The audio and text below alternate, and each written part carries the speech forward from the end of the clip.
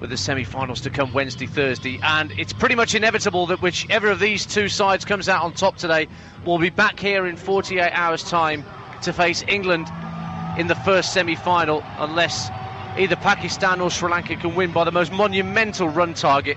Somewhere over 250 run victory would be required by either side. The Pakistan players had just broken out of their huddle, their first out of course, because they won the toss and elected to field. And they're marking out their run-ups. Mohamed Hafiz, I can see out there. Mohamed Amir is just marking out his run. He'll be getting things going from the Cathedral Road end for Pakistan. And the two opening batsmen on their way out for Sri Lanka as well. Dickwella and Danushka Gunathilaka scored 76 coming in as a standby against India as part of that terrific run chase from the Sri Lankans after what was a disappointing opening performance in their group against South Africa, and disappointing doesn't quite cover it in terms of Pakistan, the way that they got their tournament going. What a comeback against South Africa at Edgbaston just a few days ago. Terrific performance, one on Duckworth-Lewis, but they were well on their way to victory and deserved the victory. And Dickwella is just marking out the left-handed opener as we stand in our commentary box at the Riverside end, the Taff end. Spider Cam hovers into position just around about the third man area, as Mohamed Amir has a fairly set field, a fine leg in the third man, nobody deep in front of the bat, two on the cover side, as in comes Amir to bowl the first ball of the day, and Dickwella just has a little nibble outside off stump and it goes through to the wicket keeper. No run taken. Alongside me this morning in the commentary box, Ian O'Brien, former Kiwi Test player. And we're looking straight away for any signs of seam movement, Ian. Yes, sir. Yes, there is. So good to see. Spoke just before the toss that little bit of humidity, a little bit of warmth, and a fresh wicket. And just like in the New Zealand-Bangladesh game, you get the right length, it will swing, and then it will just keep going off that seam, and it did so there first up. Dickwella waits as in comes Amir up to the wicket, bowls. This one's just outside off stump, short of length, and just poked down into the offside.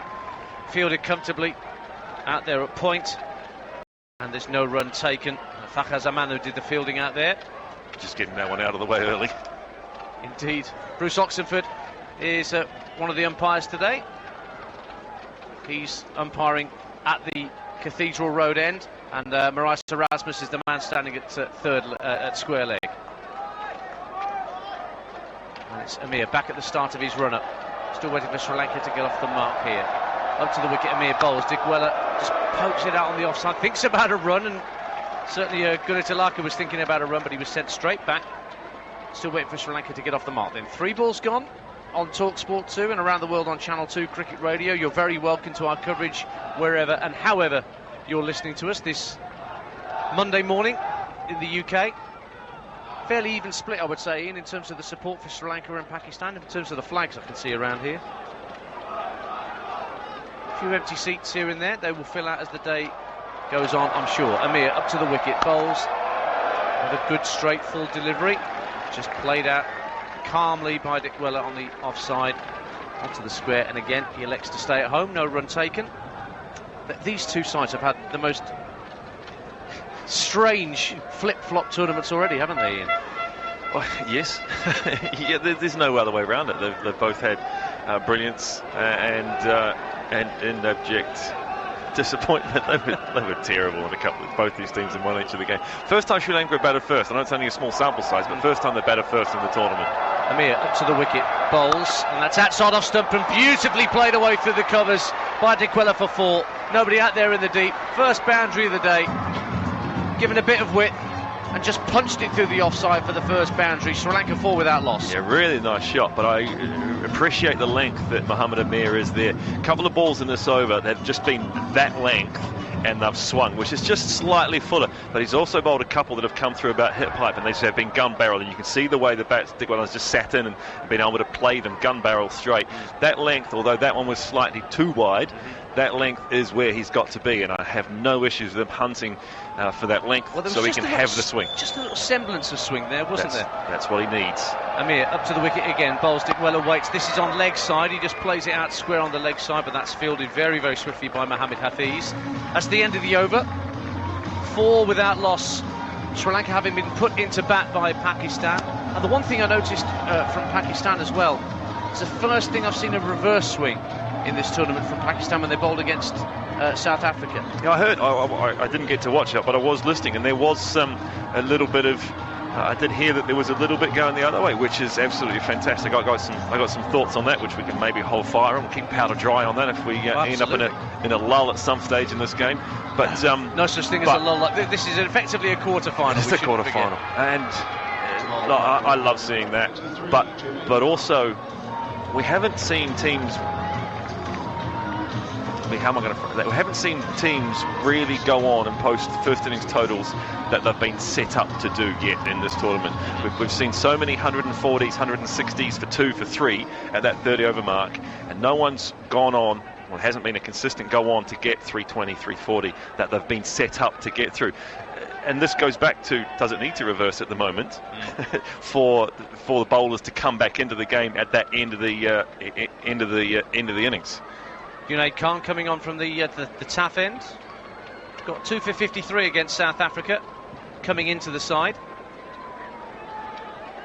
And he's going to be coming around the wicket to Gunathilaka.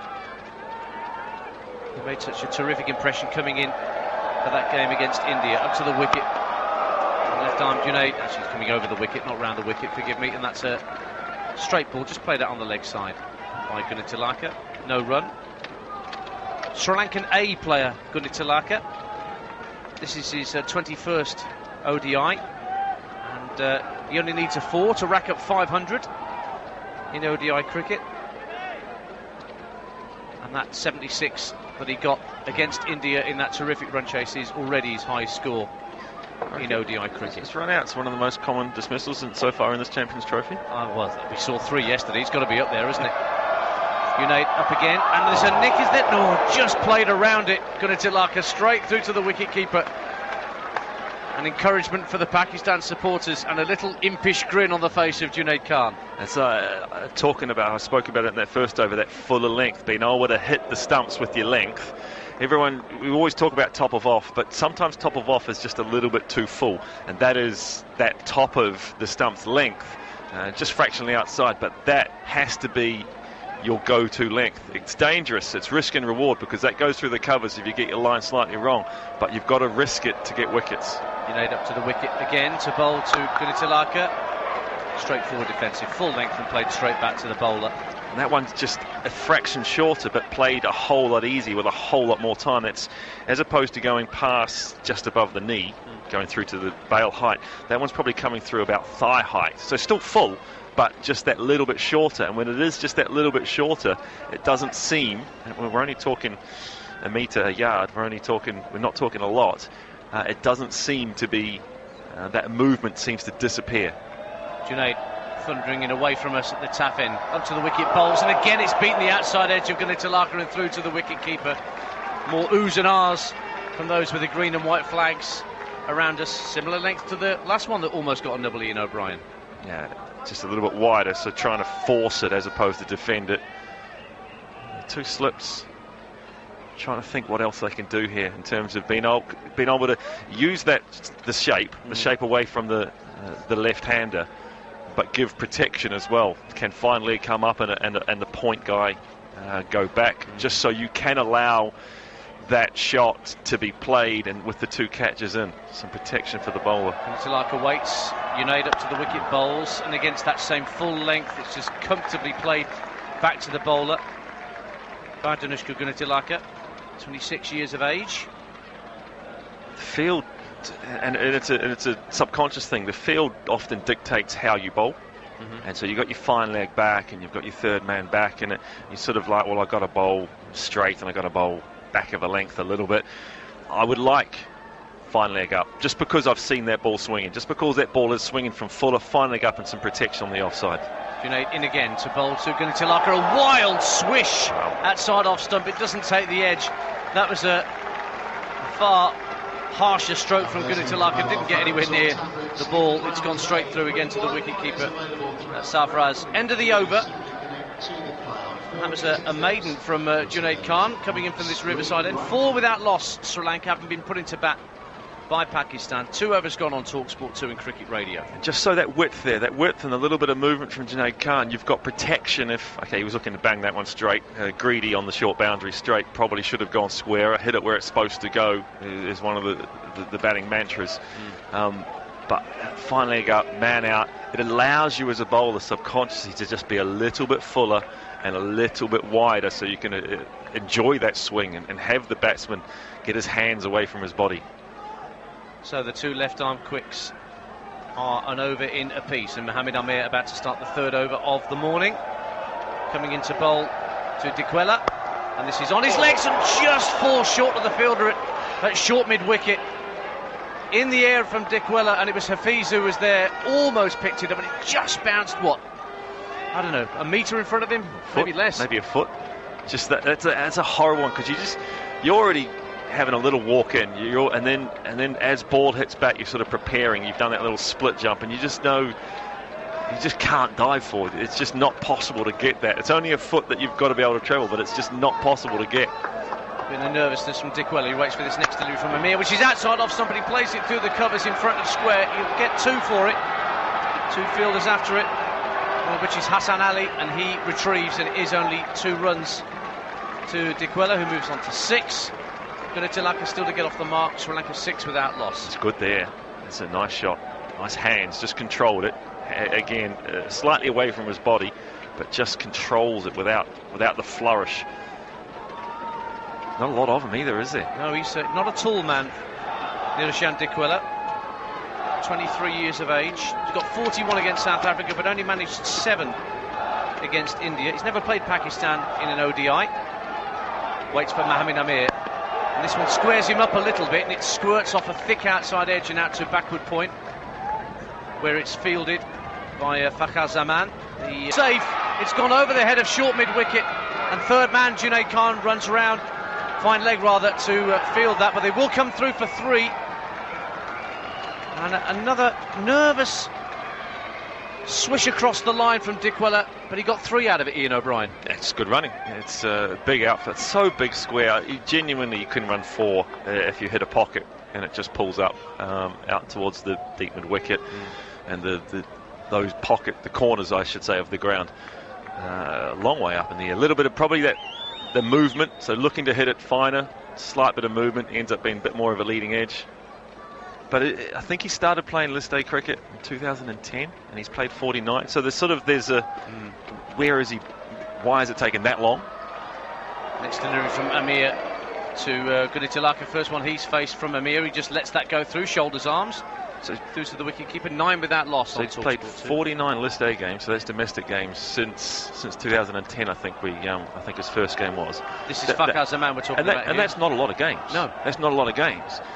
But average of 50, strike rate of 88, I think it was. Yeah. 85, strike rate 95. He was quoted as saying back in December, "My time will come." Yeah, he was very confident in his first game out of the blocks. He was terrific. But where has he been? Where has he been hiding? Oh, lovely shot from Gunathilaka this time. He may well get 4 for it. It's out through mid-wicket. It's well fielded on the boundary. Terrific fielding. They will run through for 3. Ashraf, I think that was the player coming in for Pakistan today. Fahim Ashraf did the fielding. 3 more to the Sri Lankan total. 3 overs gone. 12 without loss. Gunathilaka is on 3. Dickwella is 9. And Amir has gone for 12 off his first 2 overs. Yet to take a wicket. Nice start of one-day cricket, isn't it? Just a nice, good, honest bit of one-day cricket. Start here, no wickets, no big flourishes, but just enough runs to sort of ease the nerves of the next incoming batsman. But it's where the power plays are being exploited enough by these batting sides, especially on these fairly benign wickets that the ICC prepare for this tournament, Ian. Benign? They're all right, aren't they? Oh, no, serious question. No, I mean, I think the wickets they're neutral. I mean, they're neutral wickets. Yeah. They're not. There's no seamers wickets. It's no definite when the toss ball first, are they? No, exactly. Yeah. I think the wickets have been pretty good. I think they've. We haven't seen a lot of spin used, but we have seen a lot of the quicks use spin. Meanwhile, Junaid's coming back in from the Riverside end. Start the fourth over. What a shot! Imperious cover drive from Gunathilaka. That brings up 500 ODI runs for him. Moves the total on to 16. Wonderful shot through the covers for 4. That's what happens when you bowl the maiden first up. He just sits back and slaps you through extra cover. Look, he did have a good look at him in the previous over, and that's one of those things where he did face the last over, didn't he? Yes, he did. He got 3 off the last ball. And you just get that, you find the timing, you find the rhythm. Maiden first up, and then your next ball, your 7th ball gets whacked. Slightly short and wide from Junaid. What does he do with this next one? Up to the wicket. Gunathilaka waits. It's at full straight. And neatly played out in front of him by Gunathilaka. Fielded off his own bowling by Junaid Khan. And there's that again, you just go back to that risk and reward. He's a little bit wide and was hit, but if that goes to second slip, you're in the ballpark, because that is that delivery that flies to second slip if the batsman just doesn't quite get the pace right, doesn't quite get in the right position. You can't win sometimes. It was too wide from a bowling perspective, yes, but Junaid in again from the Riverside end, and this is on leg side. It is hoiked over mid-wicket, up in the air by Gunathilaka. It will reach the boundary in the end. There's a fielder after it, but he won't get there. Imad Wasim was giving chase belatedly. Lofty hoik over mid-wicket by Gunathilaka brings him 4 more. That's nice shot. There was I just noticed at the end of the previous over, one of the throws came in from the boundary. Because there's two balls. Don't forget. One at each end, and this was the ball from the other end, from the cathedral end. But the thrower, it landed in the dirt and inside one of the footmarks, and the keeper just lost his rag at him. Because it is swinging. We have seen it swinging. So you have to keep that ball as best as possible. And he did throw it into the dirt on the way back in. So they're going to try and work hard on these. Junaid Khan up to the wicket bowls, and it's just outside off stump, and Gunathilaka waits on it, just chops it down in front of the square on the offside. No run taken. That's the bowler trying to get out of the over now. He's already gone for a couple of boundaries. He's now too scared to be full, too scared to hunt a wicket, and so you end up going back of a length and straight and trying to deny runs now. Not hunting wickets so much. It's all about trying to get yourself out the over. Junaid's going to be playing for Lancashire when the T20 Blast kicks in July and August. Familiar stomping ground for him. And he's on his way in again from the Riverside end. Gunathilaka waits. This one again is just down leg side. Back of a length again and just pushed out. A quick single taken by Gunathilaka, who moves on to 12. Dickwella will face the last ball of this 4th over. He's on 9 not out. 21 without loss then, Sri Lanka. Going at a decent click, nearly 6 and over already. Toss the coin here, isn't it? I just say a couple of boundaries early in the over. You try and get yourself out of it without hurting your bowling figures and the team's numbers from a bowling perspective. Only one slip now, of course. But you still got to hunt a wicket. So which way do you go? Do you try and, as I said, get yourself out of the over, or do you still try and stay wicket taking, but possibly getting driven through the covers? Well, it was a vastly improved bowling performance by Pakistan against South Africa last time out at Edgbaston. Just being posed some questions here by Sri Lanka as Junaid comes in, and a ramp shot from Dickwella, and just one bounce. I think that landed marginally short of the boundary rope. And a ramp shot in the 4th over from Niroshan Dickwella moves him on to 12. And this was short, and he just went on one knee, and Ian O'Brien is chuckling away. I genuinely, thankfully we got that's what we're talking. That's what I want to see. I love great shots. I love cover drives. I love flicks off the pads out to deep mid wicket and stuff like that. But that gets me going because as a bowler, done absolutely nothing wrong. You bowled one ball that was too wide that went through the covers. You won one that was too straight that went through mid wicket, and then you've bowled back of a length, top of middle stump, and the guy goes down on one knee and lops it over the keeper's head. I love that, because I'm not bowling. Well, it's a good job he didn't have a delivery to him. He'd have come snorting in from the Riverside end, wouldn't he? If he'd had another delivery. No, you don't, though. Because there's no comeback. Because as a bowler, you're just like, well, where do I bowl? Because anxiety levels just go through the roof when a batsman starts doing that, because now I've got no option. All that I can now try is go in Yorker, and I can't go Yorker in the 4th over when the ball's swinging. Gunathilaka waits for the start of the 5th over. Mohammed Amir coming in again, short, and that's just around head height, so it won't be given as a wide by Bruce Oxenford. And even though Junaid Khan couldn't come in and respond to that ramp shot, I think Mohammed Amir doing his teammate a bit of a favour there. Just reminding the Sri Lankan batsmen out there that these Pakistan bowlers do offer a threat. There's a saying around in cricket, hitting stickers. It's about bowling back of a length, bowling heavy length, and the ball kicks and hits stickers. Not quite the way that that hit stickers on the flip shot that Dickwella played. Amir up to the wicket, bowls to Gunathilaka, just nipping down middle and leg, and he just plays out in front of him, coming across his stumps, no run taken. So that scoop shot that he played hit up on the top of the top third, up in the sticker third of the bat. And very different way of hitting stickers from a bowling perspective. Normally it's a good thing, not when a guy's down on one knee like that. Yeah, using the maker's name rather than showing the maker's name. Exactly. Ian O'Brien alongside me, Ian Dancer in the commentary box. I love that stuff. Sri Lanka, he's still chuckling about 2 minutes ago, that shot. As Amir comes in again to bowl to Gunathilaka, straight drive up to mid-off and comfortably fielded. No run taken. 25 without loss midway through this 5th over. Yeah, never want to judge a pitch too early, but it looked pretty good. That's 141 kilometres now, so that's the 88, if I'm not mistaken, about 88. I was waiting for you to confirm that, because my kilometres per hour to miles an hour conversion rate is woeful. Is it 146 is 90? Okay. I think 146 is 90. Yeah, so that's about 87 mile an hour, just drilled straight to mid-off. Gunathilaka waits again. Amir comes in, and another full straight delivery and another forward defensive shot straight back to the bowler. So Gunathilaka on 12, Dickwella on 13. Hey, they keep playing this ramp shot, scoop shot on the replay. Yeah, they keep playing it on the TV. Well, that's for your benefit. They heard you laughing and thought, right, let's keep Ian O'Brien amused for a little while. Entertaining me so much. Oh. Yeah, it's the sort of shot you tend to see in the last 5 overs of an innings rather than the first 5. It's the sort of shot that you just shouldn't play. Here comes Amir into the wicket and bowls to Gunathilaka. Again, just plays it up to mid-off, this time not quite as forcefully as he did a couple of deliveries ago. Again, no runs taken. It's not inventive. That's the thing. It's not an inventive shot anymore.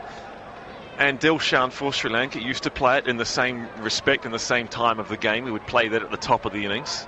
He opened the batting for Sri Lanka for such a long time, and he would play it at the top of the innings. But you just can't, you can't scout for that so much. You can't have you're doing your research into the opposition, you're looking at how people play. You can't predict that.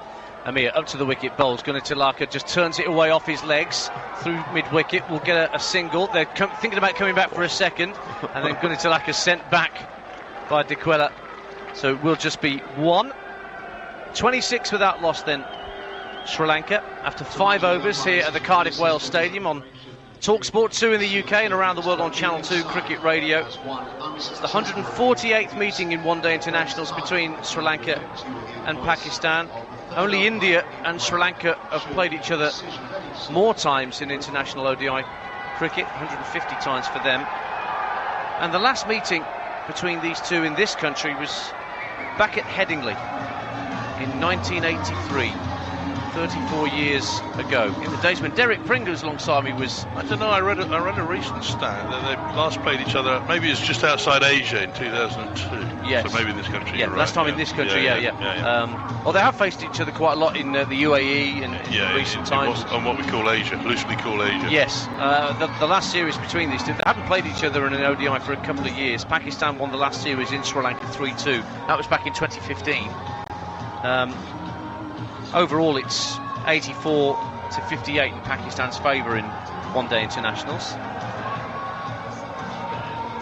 Seems to be an issue out in the middle for some reason. I think. Is it a bat issue or a glove issue? I think Gunathilaka's called for a new bat, and the umpire's sort of, I don't know, sending him off. Yeah, sending the 12th. Get away with you. It's not a drinks break. Get stuffed. So the Batman sent back. And we will be able to start the 6th over momentarily. Junaid Khan. Of course, in October, Ian, they're going to have to start measuring bats that come out. Yes, well, this is the regulation that I think you were talking to me about at Edgbaston a couple of days ago. That bat width is going to be closely monitored. Junaid Khan coming in to start the 6th over. Out. It's tossed up and out to Shoaib Malik at mid-on.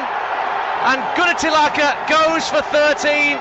A simple lob up to mid-off taken by Shoaib Malik. And the Pakistan supporters find their voices at the Cardiff Wales Stadium. First wicket down for Sri Lanka. The pyro goes off, as does Gunathilaka towards the pavilion. 26 for 1. Well, that new bat was rubbish, wasn't it? Yeah. Went for a drive on the up, just caught it high on the bat. We're talking about hitting the maker's name. That was somewhere between the middle and the maker's name, and with no power, easy catch for Shoaib Malik a bit on. So Gunathilaka follows up his 76 against India at the over with 13. Caught Shoaib Malik, bowled Junaid Khan. That's a good comeback from Junaid. We mentioned that last ball of his previous over had the ramp shot. So that is a good comeback for Junaid. Bowled a maiden with his first over, then went for 13 runs in his second. Well, it just shows the occasion, the more traditional shot can be the dangerous one, because you know, he played that ramp, unusual shot, played it well. Tried to play a more, I don't know, textbook shot and got out. Well, here comes another man to the wicket that had a terrific innings against India. Kusal Mendis, young man emerging as a great talent in the top order of Sri Lankan batsmen. 89 he scored against India. He was the Sri Lankan Schoolboy Cricketer of the Year back in 2013, showing his potential then. Heading towards 1,000 ODI runs. He's got a high score of 100 in this format of the game as well. That was this year against Bangladesh. And he was terrific against the Indian attack just a few days ago in that awesome run chase, where Sri Lanka chased down 322, their biggest ever successful run chase, to put themselves in with a chance of reaching the semi-finals. But Pakistan have that same aim as well. Remember, the winners here go through, pretty likely to face England here on Wednesday. Losers here today go home. So first wicket down, and Junaid coming into bowl to Kusal Mendis, the right-hander. Of course, left-handed Junaid Khan slanting it across the right-hander. This one's just a comfortable forward defensive. Just looking at the field for Kusal Mendis, just one slip in. Oh, two slips in for him, should I say. Fine leg, third man. Three men on the offside. Two on the onside, all in front of the bat. And of course, in the power play, they're all inside the circle. Only fine leg and third man are outside the circle. Junaid coming in again. Kusal Mendis waits, crouches down as Junaid comes in, fires it in. Another good forward defensive. That's how you use the maker's name. Show it to the bowler. No run taken. 26 for 1. Yeah, he got it. Yes, he got him behind that one nicely. There was pitches here that always look a bit sort of rough and ready, and you think they're going to do a bit, but actually they always play better than they look. Well, this is a fresh pitch, we should say. It is, yeah. Not one that's been used in any previous matches here at the Cardiff Wales Stadium. We were here when England played New Zealand a few days ago in some very aggressive winds blowing around the stadium. Junaid up to the wicket meantime. Tucks him up a little bit, Kusal Mendis, but he gets it out in front and doesn't take a run. Imad Wasim scuttles in to field. No run taken. 26 for 1. Yeah, we got some lateral movement up here in the commentary box last week. The winds making the scaffolding move just a little bit. There wasn't much movement on the pitch, but movement up in the commentary box. Although I blame Alex Tudor for that. Did you take your seasickness pills? I did, along with the hay fever pills and all that. Shake my hand and I rattle. Junaid, the start of his mark. He's got the one wicket of the day to fall so far, and he comes in again, herring in towards Kusal Mendis. Shoulders, arms, lets that go through to the wicket keeper. 26 for 1 it remains. Heading for a wicket maiden here, Junaid Khan. A very rare thing indeed in this form of game now. Yes, Kusal looks like he's just soaking a few dot balls, seeing what it's doing. Talking before the match about batsmen who perhaps play more traditionally in the first 30 overs, and I said, well, Sri Lanka are the first ones to really be aggressive during the power play, so they're usually true to that. Junaid up to the wicket bowls, and again it's left outside off stump, shoulders, arms once again. Kusal Mendis, he's yet to get off the mark. Niroshan Dickwella 13, not out. That was the score that Gunathilaka made before he was caught comfortably by Shoaib Malik at mid-off of the bowling of Junaid Khan, who has 1 for 13 off his 3 overs with 2 maidens in that. We'll have a few words from Derek Pringle, and then to pick up commentary here on TalkSport 2 and on Channel 2 Cricket Radio, it'll be Alan Wilkins.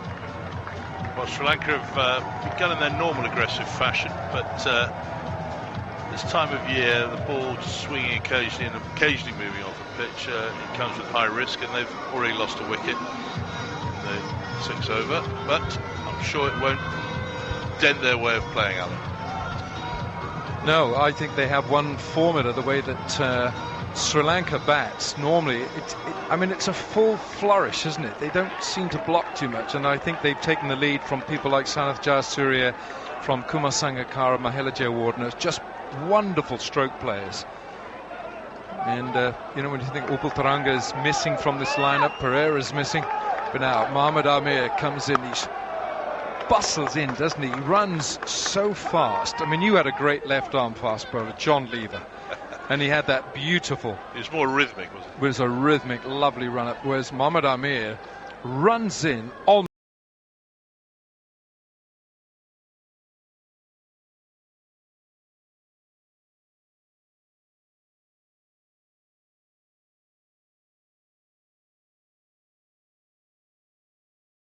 yards. Plus he swung it, cut it, seamed it. Yeah, that just keeps a little bit low. Keeps a little bit low, and Mendis had followed up pretty quickly from the non-striker's end.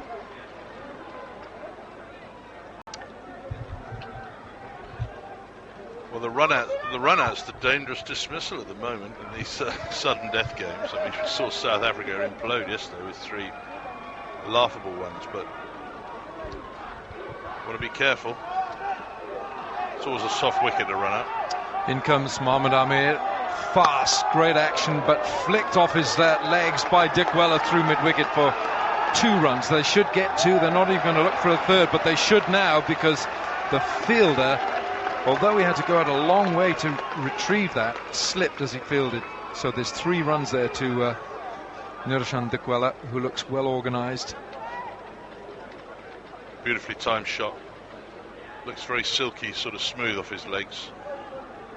Fahim Ashraf was the fielder. He did the right thing. He went down for the ball, scooped it back, but there was no one running in tandem with him. Just like you would have done, Pring, in your pomp, with you running in harness with... I'd have stopped it with my right foot. With an athlete just behind you, like Brian Hardy or someone for Essex. No, he would have been in the slips. No, you would have been in the slips, wouldn't you? I did feel in the slips. Yeah.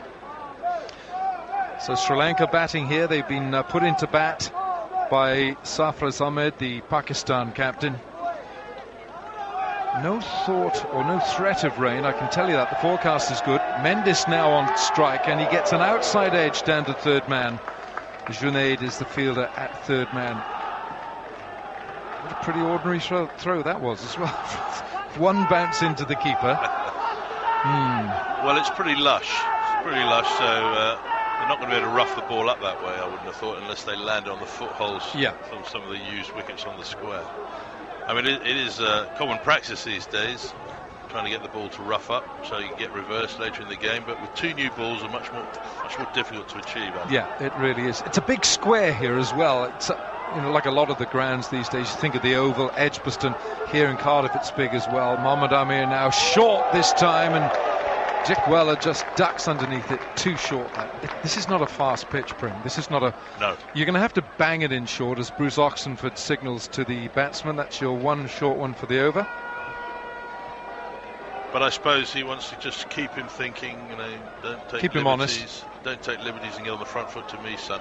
No, I think Mohammad Amir is... Obviously he's had his problems. He's come back. He's back into the international fold, and he's learning quickly his craft. as a left-arm pace bowler. He runs in now from the Cathedral Road end. Fast approach. It's short again. Just tucked off his legs by Dickwella for one. Junaid's the fielder, and he's no Usain Bolt. And it's going to be 2. There's 1 or 2 weaknesses in this Pakistan team for fielders. 7 overs gone, 32 for 1. Yeah, it's always been a problem area for them. And interestingly, they've got Steve Rickson as their fielding coach. And he was a wicket keeper. So yeah. I'm a bit confused. Strong batting lineup for Sri Lanka. They do have problems though with men out and injuries, suspensions. Chandimal's due in next. Angelo Mathews, Gunaratne batted well and has batted well. De Silva, as Dhananjaya de Silva. In that great run chase against India the other day, though, I see Chandimal drop down the order. Yeah, he did. Yeah. I mean, he didn't actually get to the crease. One of their leading batsmen. He's clearly the man who's sort of the glue in the middle order, I guess, holds it together. Mendis is on strike. He's got 1 from 6 balls. Junaid, and he drives him straight past the bowler. That's a brilliant shot from Mendis. It's 4, barrel straight into the sight screen. Well, the advertising board, let's not get carried away, but a great shot. Well, he was very watchful the previous over, just lining up Junaid, and that was just in his driving zone, and he didn't miss out. Just leant into it. Beautiful, beautifully timed shot. Yeah, good seam from Junaid. It's not a half volley by any means. But what that does to the bowler now, you go back to your mark and you're thinking, now then, he's just smashed me just short of a length, straight past me. So where's my length going to be for the next ball? Well, he'd probably think about shifting his line a little bit as well, because in the previous over, Kusal did leave him outside the off stump. Is he going to go around the wicket? We got 2 fellows. They're sleeping. They're sleeping on the...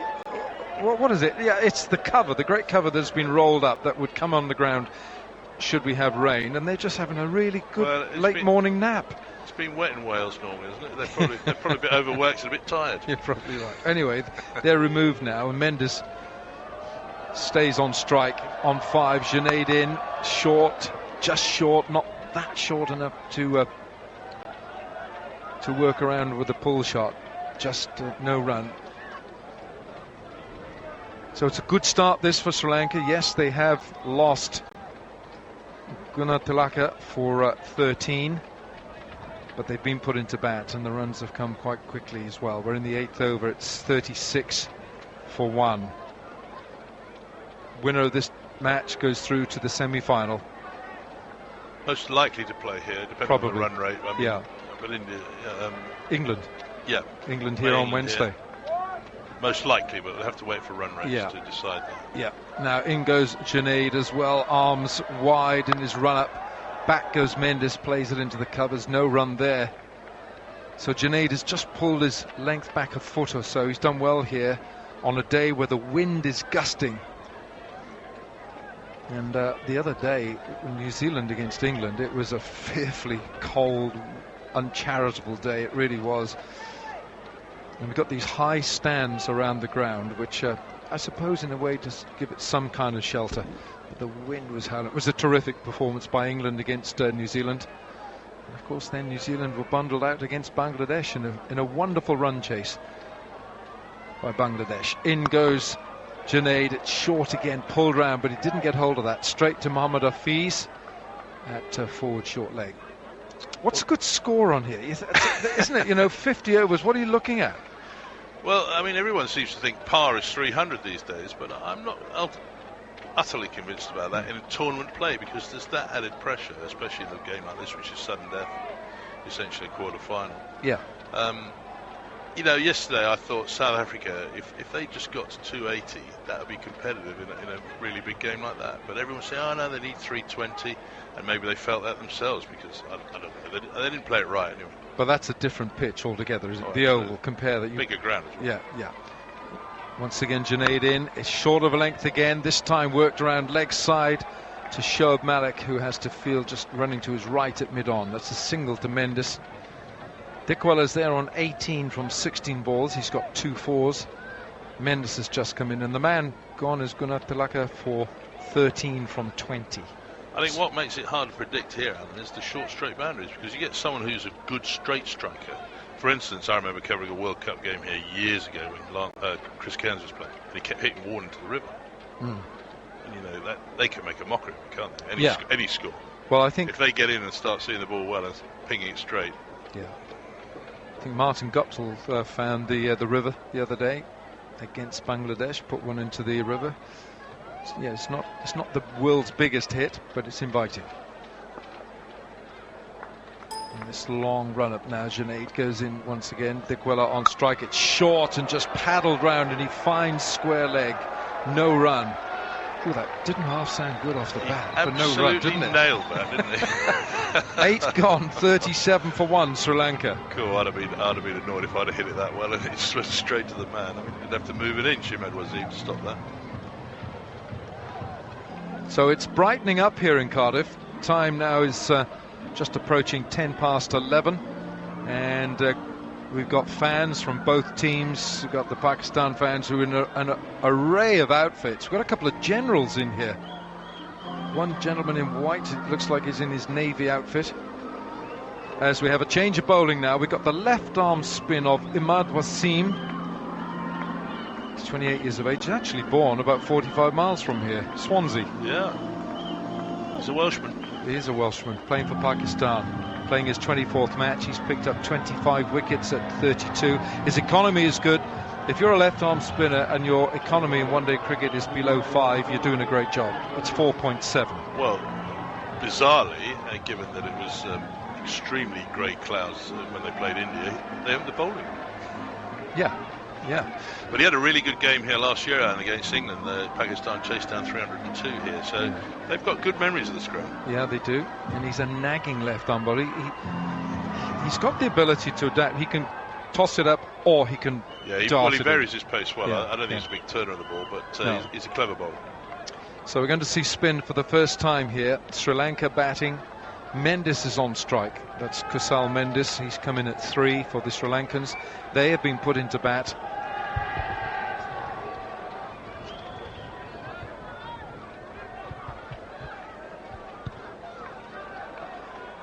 So Ahmed Wasim now from the Cathedral Road end. Left arm spin, just paddled out by Mendis onto the leg side.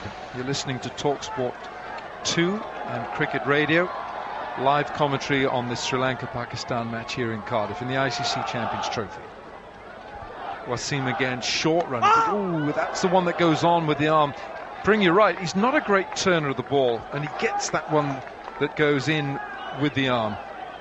Well, absolutely, because just judging by that field, he's got mid-off up, so he's going to have to dart it into the pads. Well, actually, his grip on that ball suggested he bowled almost a seamer. Worked on the leg side this time, and there's a man out there at deep square for 1. It's a single to the score. We've only had set here been a good foundation for Sri Lanka, put into bat. 38 for 1. We're in the 9th over. It's our first over of spin. What does he do now, though? If he's running it into the right hand, he's got a left-hander now. He's got 4 on the leg side, and he's got 1 at deep backward square who's not looking at the bowler, who's trying to move him. And he's got a ring of fielders offside to the left-handed Dickwella. Wasim in. Timing looks good, doesn't it, Dickwella? Over the years we've been watching the grace of Sandakan, and before that Jayasuriya. Well, Ted Dexter always maintained that left-handed batsmen look more graceful than right. Except when it comes to Alistair Cook. Is he a mate of yours, Pring, by any chance? Well, I like Alistair enormously, but you wouldn't say he's a gorgeous-looking player. No. Pushed into the covers for 1. Easy run there for Dickwella. No, there's some. I mean, you can't argue with the weight of runs that Alistair Cook has scored. He's just mentally very tough and pretty good technician. A good technician, I like that, but not in the flowing category of Jayasuriya or Sangakkara or Gower. David Gower, Yes. Sobers. Ahmed Wasim again. Only a couple of steps to the crease, and he gets worked away leg side by Mendis for 1. 9 overs gone. It's 40 for 1.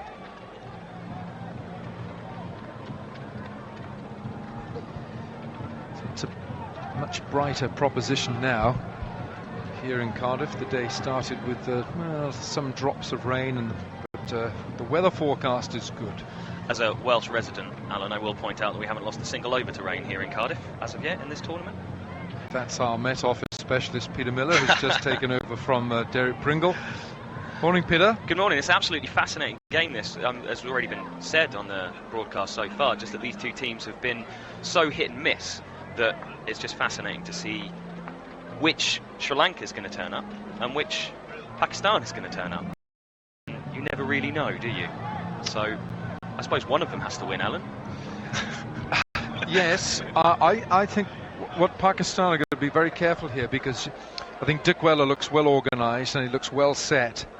He's got 2 boundaries in his 19. And Junaid is going to bowl his 5th over, 1 for 18 so far. In he goes, runs away from us, left arm over the wicket.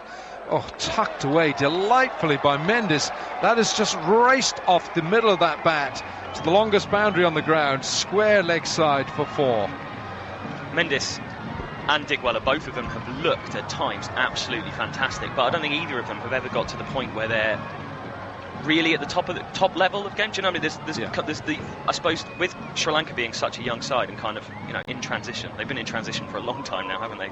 Since, as you were saying, with Derek Pringle, with Sandakan going and Jayawarden going. And I think the game against India, I hope, is a turning point for them, because that was when it all really clicked together. Yeah, that was a shot in the arm for both countries, wasn't it? For Sri Lanka and for India. India licking their wounds after that. But that shot was absolutely delightful from Mendis. He's on 12. In goes Junaid. Comes round the wicket to this time. He fields the ball straight from the bat, throws it back at the batsman, and pretty ungainly throw altogether, really. It didn't hit the batsman, it didn't hit the stumps. But I guess in a way he's keeping Mendis honest. Yeah, a bit of aggression from a big fast bowler. That's kind of what you come to expect, isn't it? And I think it shows that he's on his game. I mean, it was a terrible throw, and luckily it didn't hit him. But yeah. The good thing about that there was that Mare Erasmus is the most convivial, congenial character, just laughed through it all. Short, pulled away, square on the leg side. It's 4 this time again from Mendis. And Junaid has got to be thinking about his length now.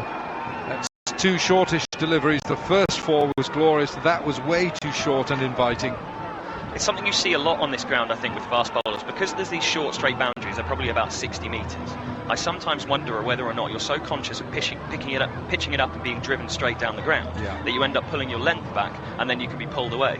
Well, if you have a look square, you have a look at the field marks there, obviously with the 30-metre circle, and there's got to be another 40-45, so it's got to be 75-80 metres on that side square as Junaid round the wicket comes in again. It's short again. This time there is a man out there.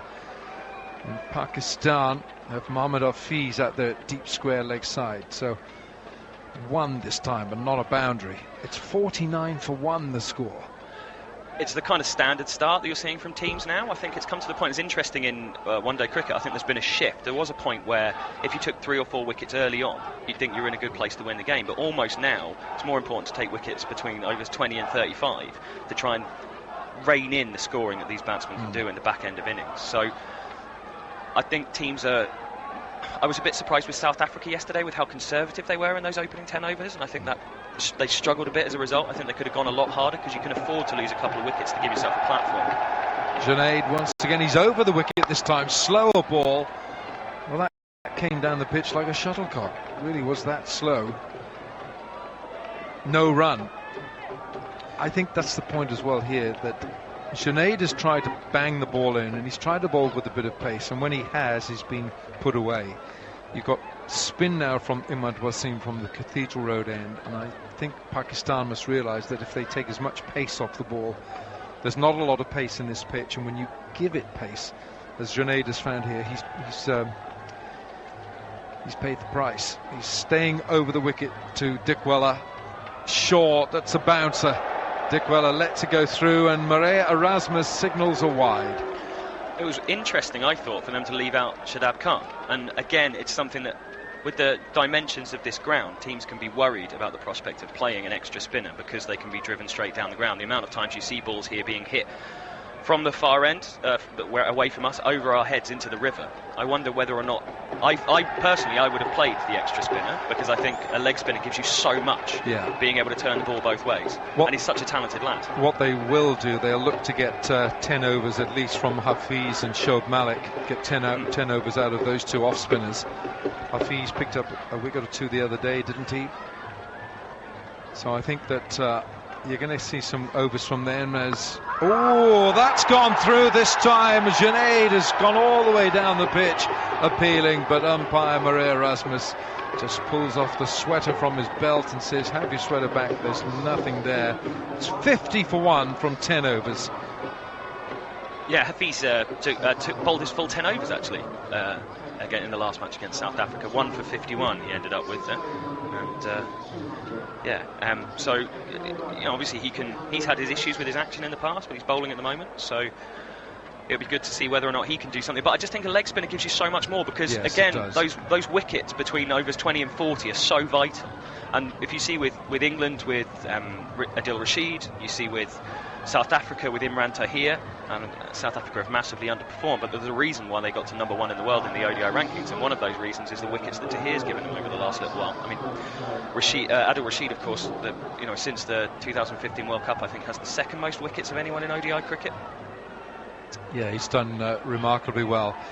Now 10 overs gone, we're into the second power play now, as Imad Wasim bowls left arm spin from the Cathedral Road end, tucked around the corner by Mendis. Just gently backward a square for a single. Mendis is just nurdling away with singles. He's got 3 boundaries. Dickwella's got 2. And this partnership now just starting to gain a little momentum. 25 from 31. Sri Lanka put into bat by Sarfaraz Ahmed, the Pakistan captain. And for Pakistan, there is no Shadab Khan, the leg spinner. They have gone in with Fahim Ashraf. So the leg spin of Shadab Khan, who I saw for the first time at the Pakistan Super League, was just, what did I say, Pakistan Premier League? Yeah. Well, there's premiers and supers all over the world. Got a laugh from the box. Anyway, the Pakistan Super League, and he was absolutely outstanding. The young player of the tournament, Wasim this time. He's just tucked away around the corner this time by Dickwella. Junaid Khan fields, and he's a little bit cumbersome in the field, so there's a second run there for Dickwella. I think Imad is one of the big positives for Pakistan over the last little while in one-day cricket. They've struggled. They haven't been playing modern one-day cricket. They've been struggling to score those big totals that really dominate sides. But Imad's been absolutely fantastic. And of course, Swansea-born, Alan, so a Welshman. Boy. So yeah, absolutely.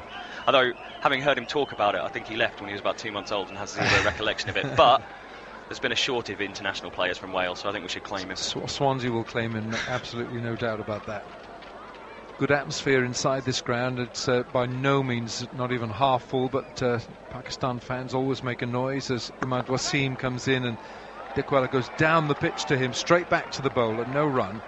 Sri Lanka 53 for 1. We're in the 11th over. Imad just goes to show you don't have to do a huge amount as a spinner to be successful in one-day cricket. Wasim once again, just wide, and Dickwella just paddles him very fine. It might have gone through the hands of second slip, but it's gone away for 4. Delightful stroke. That was a lovely shot, brilliant touch. And I think what we've seen so far from Dickwella, he's not really going for big power, is he? But in terms of placement and timing, he's been absolutely fantastic so far. Only on 25, but looking very, very well set. Yeah, a little bit of width on offer that time from Wasim. He was at least 2.5 feet wide of the off stump, and Dickwella, well, all he did is just lent his bat into the shot. So 57 for 1 in the 11th over. Wasim once again wide of the off stump. This time Dickwella rocks back and puts more power into the shot. He'll get another 2 here. Fielder was Hassan Ali at a sort of a short third man. He couldn't stop it. So in all the shots, hasn't he? This Dickwella looks such a well-organised player. When he's going well, he just looks so good. I just It's whether or not he can take it from looking good to getting a start like this and turning it into those really big dominating scores. If you can have an opener come in and score 130, 140 with players playing around him, that's how you set 340, 350 for sides. Well, that's the role that Upul Tharanga has done for so well over the years for Sri Lanka, but he's still serving a suspension. As Wasim now comes round the wicket to Dickwella. Dickwella just flicks him leg side and the bowler fields. It's another single. 60 for 1 Sri Lanka after 11 overs. Really good start from Sri Lanka so far. They're not looking like the headless chickens that they can sometimes look at the top of the order, and they've scored freely throughout. There's been a huge amount of penetration so far. Looks as if we're going to have a change of bowling. Change of bowling, and I don't think it's a change of gloves or anything. Watching the extra man coming on here for Sri Lanka, they're having their shoes cleaned. When I say cleaned, they're getting rid of the mud that clogs up in between the spikes. At least I think that's what's going on. It looks like it. The umpire, Maria Erasmus, says, come on, let's get on with this. Or it might have been a stud that's been replaced.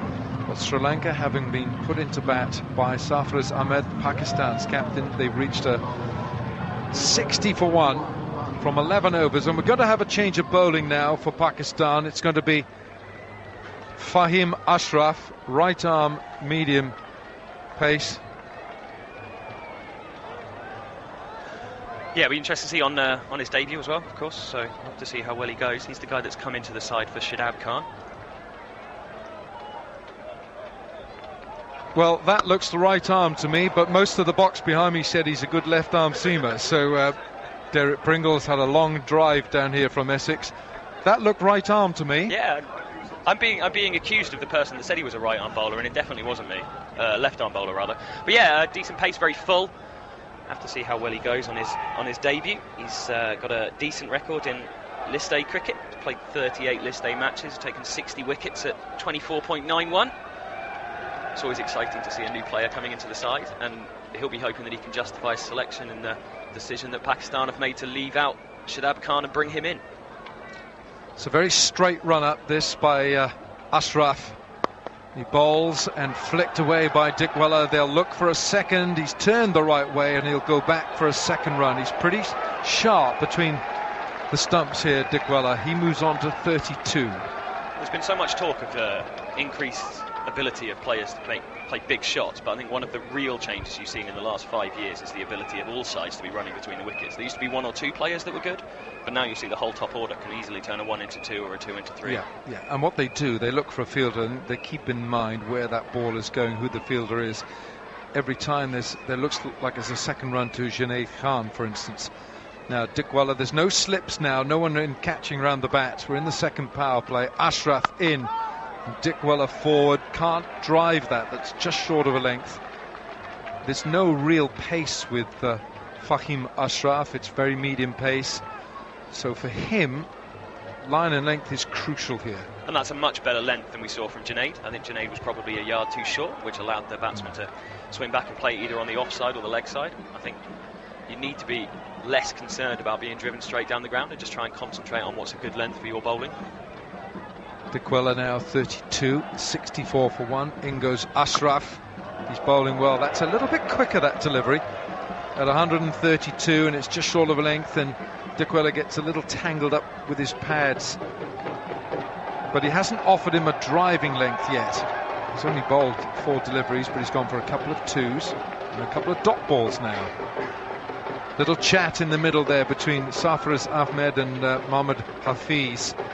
Hafiz, the professor, has always got something to say, but he's an architect of so many good things for Pakistan, and he just will have given Sarfaraz a little bit of thought as to where they go from here. In goes Ashraf again, just short of length, and he tucks him away this time. Dickwella for 1. They turned again, and it's 2 more runs.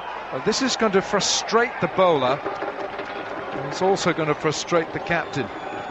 Yeah, I suppose it's one of those things, isn't it, that Sarfaraz Ahmed, as talented a player he is, and he's been around for a while, but he's probably only played 70 ODIs compared to the example Shoaib Malik, who's playing his 250th today, Mohamed Hafiz, who's played close to 200. You've got to rely on the experience that you've got out there, don't you? And as much as you're trying to captain the side, you need your lieutenants, don't you? You do. Now Mohamed Hafiz is just manoeuvring Babar Azam. He's the man out of that deep square, and they've taken 3 twos to him in this over. So he's got to work out where he feels. And at the moment he's about 15 metres in from the fence. This is the last ball of the 12th. Dickwella on strike, driving length this time, fielded by Hafiz, no run. 12 overs gone, it's 66 for 1, and we're going to have a change. We're going to have former New Zealand fast bowler, fast medium, nasty fast bowler, Simon Doull, and Jared Kimber after a few words from Peterman. I think one of the points that Alan was just making there with regard to Babar Azam out on the mid-wicket boundary, it was a mistake I think New Zealand made where they were defending that big boundary and sitting too deep, which gave too many twos, and it just really allowed the Bangladeshis in the last game to accelerate their run rate. How are you? I'm very well, thank you, Jared. You?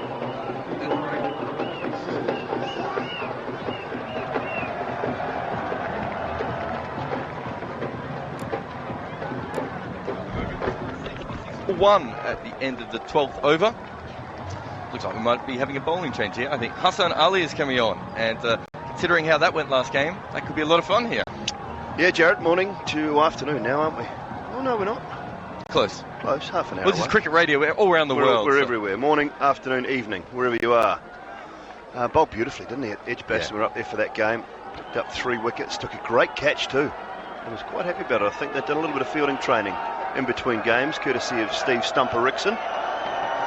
He comes into the crease now for his first ball, and he's outside off stump, and he's cover driven. He hasn't quite timed it as Kusal Mendis, but he's got enough on it, and it's going to go all the way out to the boundary. Now it's Shoaib Malik who sort of shepherded it for the last couple of steps there, and it has gone for 4, but didn't get a lot, all of it, but certainly got enough. And you good one game, and you start this way the next. But he does skid onto the bat a little bit. He's not a big guy, is he? No, it's quickened up to this outfield. There was so much rain over the last week and a bit down here in Cardiff, and it's a couple of dry days, a bit of breeze, and this outfield certainly quickened up since last game. 2 days ago, 3 days ago, wasn't it, when we were here? Time flies when you're not doing much. Well, it's also hard to tell in this tournament what city you're in. You're right. Last night Ian O'Brien was telling people that Bangladesh are playing today. He was so confused. This ball is just outside off stump, and Mendis turns it out to deep backward square for 1. To be honest, a lot of people would say, what games do you have? And I said, well, I've got 3 cities, and I know that in the rough order that I'm in those 3 cities, so that's about all I can tell you. Some out there would just make a joke about fast bowlers, but I can't say that, Ian O'Brien. So into the wind bowler. Did you ever partner with him? No, he's too young. Oh. Against him for Wellington. Where's it, Wellington? Into the wind there? I don't think he started. What year did you start, Oba? 99? Hassan comes in again, and this is outside off stump. And terrible fielding there. It's gone straight through Fakhar Zaman. He's guided that to backward point and straight through for a single. And we were just talking about the fielding practice and Steve Rickson, and he will not be happy at that at all. That was pretty much how they fielded against India, unfortunately. Yeah, he was a hard taskmaster, Steve Rickson. I've been on the end of a couple of fielding sessions when we didn't have good days in the field, and he certainly sets very high standards. Won't be happy. So Hassan Ali took 3 for 24, only bowled the 8 overs last game. He's got 5 men in the circle. This is in and at the body of Mendis, and he just defends it out to backward point. They take a single. There was a shy at the stump, but I think he would have been in. He's got a mid-on and mid-off up, and cover and point, and then a mid-wicket. And we've got the deep point, third man, fine leg, and deep backward square. It's a field we've seen often in this tournament here in Cardiff, purely because of the big sideways boundaries. They tend to bowl short of a length, make the batsman hit the ball square of the wicket, or guide that third man or fine leg into position. They don't like to pitch it up and risk getting hit straight down the ground. That's part of the reason that the young leg spinner was left out of Pakistan's team as well. This ball is a little bit shorter, maybe even a slower ball. It's going to come off the pitch quite slow in the end anyway, and he's turned that on the leg side, and they're just going to take 1 out to square leg. It's 74 for 1 ball to go in the 13th over. That was 132k, so it wasn't that much slower, but it didn't quite seem to come off the pitch, did it? Yeah, and I'm not sure about you, Jerry. I find, these... Well, I'm sure about you, but I'm not sure what you think. I find you just got to play your best bowlers. You've got to play your best bowlers. So just to drop a leg spinner for the sake of a smallish ground, I don't understand. I know what you mean. I was a bit baffled by it. His ball's outside off stump and beats the bat. There's a lot of that came off a lot quicker. It was only a couple of k's quicker on the actual speedometer, but it looked a lot quicker. But Mendis plays and misses there, so it's 74 for 1 at the end of that over. Quite interestingly, in the last game that quite a few of the games Australia played, Travis Head would bowl before Adam Zampa because left-handers were facing. And so the thought is he bowls better against left-handers because he spins the ball away from the bat. But when you look at the numbers, Zampa had better record against left-handers. Well, India, I couldn't catch my breath when they left Ashwin out. Oh, wow. And then they turn around and play him yesterday. I think it was a game yesterday, wasn't it? And let's say there was. Yeah, look, and he bowls really well. And that, to me, you just play your best bowlers. Yeah. Because they are your best bowlers. It doesn't matter what conditions you strike. Yes, if it's green and it looks like it's going to seam all over the place, but this is not that sort of pitch today. It's a decent wicket. And I think we've seen how important taking wickets have been in this tournament 100%. especially. So, anyway, Fahim is bowling here with his right arm seam. Sometimes confuses the left arm seamer, but 100% right arm seam today, and he is hit out to backward point. And there is a Pakistan Super League bowler who bowls right arm seam and left arm seam, who's been given a contract. And there's also, I think there might be a Australian women's cricketer. Yes, also. there is. Yeah. So there's a couple of bowlers who are trying to bowl with both arms. But silly. But to be fair, Fahim is bowling very well with his right arm right at the moment. He's gone for 6 in his first over. He's coming in again. Just on the pads of Dickwella, and he just turns it, just beats short mid-wicket. That's to the left of mid-on, and they take 1. When Kane Williamson was called for throwing it, he decided that he was going to take up left arm orthodox. Really? And he did. Practiced in the nets for probably about a year. Got reasonably good at it. Landed it, turned it a little bit, and obviously worked on getting his right arm straighter. But he bowled left arm in the nets for a long time. I think Colin Miller might have bowled left arm in the nets quite a bit, and I think in the end he gave it up, but pretty sure he was thinking about doing a similar thing. So him comes in again. This is actually probably taken from outside off stump, and he steered this quite well wide of deep mid wicket, and they're going to take 2, but that's quite well timed.